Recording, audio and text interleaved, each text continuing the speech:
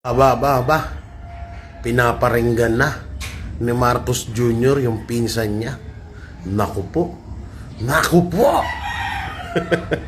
Sabi niya rito, sa mga natitira, sumuko na kayo. Sino pa ba mga natitira na hindi na-arresto or hindi sumusuko?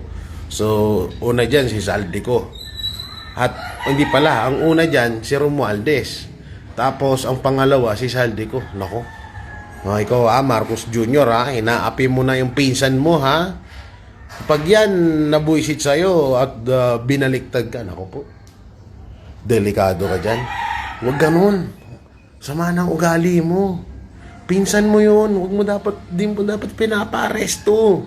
Hindi mo dapat pinaparinggan na sumuko na. Ito, wala kang pakikisama sa pinsan mo. Pagkatapos ng lahat na magkasama kayong magnakaw.